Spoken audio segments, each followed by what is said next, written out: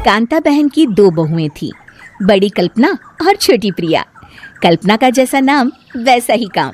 सारा दिन कल्पनाओं में रहती, ना कोई काम करती ना कोई धाम। अरे कल्पना बहू, जरा अच्छी सी चटनी पीस दे, आज कुछ मजेदार खाने का मन है।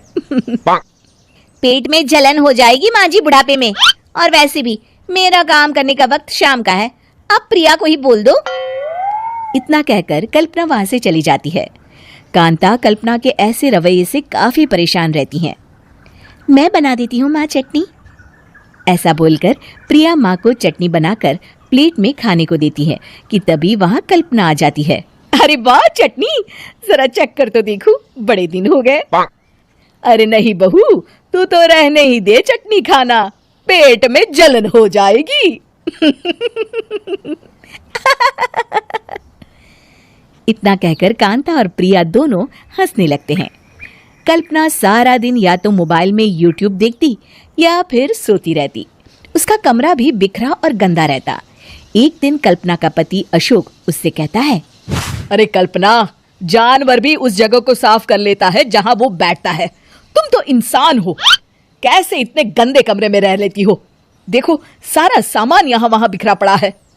ज्यादा अपनी माँ का बोल ना बोलो। हाँ, कमरा तुम्हारा भी तो है, गंदा लग रहा है तो साफ कर लो। पता नहीं तुम्हारे साथ मैं कैसे जिंदगी बिताऊंगा। इतना कहकर अशोक वहां से चला जाता है। कल्पना बस खाना खाने कमरे से बाहर आती और फिर से कमरे में चली जाती। इससे कांता बहन काफी परेशान रहती। एक दिन प्रिया कांता से कहती है, माँ, मैं सारा दिन काम करके थक जाती हूँ, आप कल्पना दीदी से कहिए ना कि सुबह और शाम का काम बांट ले, मैं तो अब सिर्फ एक वक्त का ही काम करूंगी। हाँ। अरे तू वो भी ना करना, एक बहू तो कामचोर थी, दूसरी भी आ गई काम ना करने के बहाने लेकर। तभी वहां प्रिया का पति रमेश आ जाता है। माँ, मैं देख रहा हूँ भाभी कोई काम नहीं करती, प्रिया सारा दिन घर और रसोई का काम करती है, अब कुछ करो ना माँ। कांता मन में कुछ सोचती है और कल्पना के पास जाती है। कल्पना फोन पर मेकअप करना देख रही होती है। कल्पना, तुम सारा दिन बस मोबाइल देखती हो, घर का कोई काम भी कर लिया करो। प्रिया सारा दिन काम करके थक जाती है, आज से मैंने फैसला किया है, एक वक्त का काम तुम करोगी, सुबह का खाना तुम बनाओगी और रात का प्रिया। आप लोगों ने काम को हवा बना रखा है। अरे पता नहीं थोड़ा सा ज्यादा काम करने में आप लोग घबरा क्यों जाते हैं। और हाँ, बहुत ज्यादा प्रिया की तारीफ मत करिए मेरे सामने, बड़ी बहू तो मैं ही रहूंगी। मैं कुछ नहीं जानती, कल सुबह मुझे वक्त से खाना चाहिए, रसोई में आ जाना, वरना कल से तुझे खाना नहीं मिलेगा। अगली सुबह कल्पना रसोई में नहीं आती है। वो देर से सोकर उठती है और बाहर आकर कहती है, अरे भूख लगी है, आज खाने में क्या है? इतनी देर हो गई, आज किसी ने मुझे उठाया भी नहीं, पता नहीं कहाँ है सब। कल्पना को घर में कोई नहीं दिखता। वो रसोई की तरफ जाती है जहां बड़ा सा ताला लगा होता है। अरे रसोई में ताला! ओ, मैं तो भूल ही गई थी, माँ ने आज से सुबह का खाना मुझे बनाने को कहा था। हे भगवान, इतने लोगों का खाना बनाना क्या आसान है? तभी घर के सारे सदस्य बाहर से वापस आते हैं।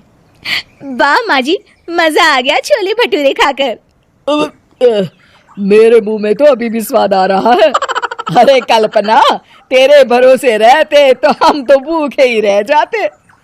कल्पना को बहुत गुस्सा आ जाता है।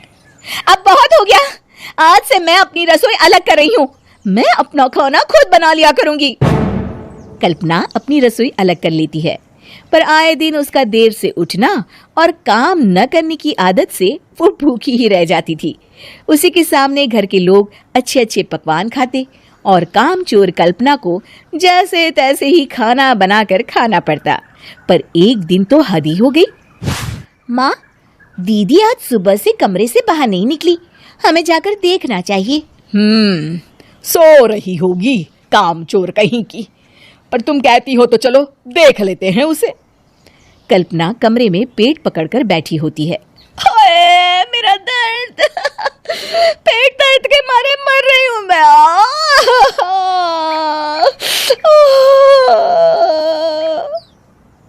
अरे दीदी क्या हुआ? पेट में दर्द क्यों हो रहा है? डॉक्टर को दिखाया आपने? माँ, कल्पना खड़ी होती है और माँ जी के पास आती है। मुझे माफ कर दीजिए। अब से मैं सारे काम में मदद करूंगी, कभी आलस और काम चोरी नहीं करूंगी। हाँ हाँ, वो तो ठीक है, लेकिन अचानक क्या हो गया जो तू काम करने को तैयार हो गई? काम चोर कल्पना। माँ, लगातार बासी और उल्टा पुल्टा खाना खाने के कारण मेरे पेट में इन्फेक्शन हो गया है। काम ना करना पड़े इसलिए मैं 2 दिन का खाना एक दिन ही बना लेती थी। बासी और खराब खाना खाने के कारण लेने के देने पड़ गए। पेट में दर्द हो रहा है।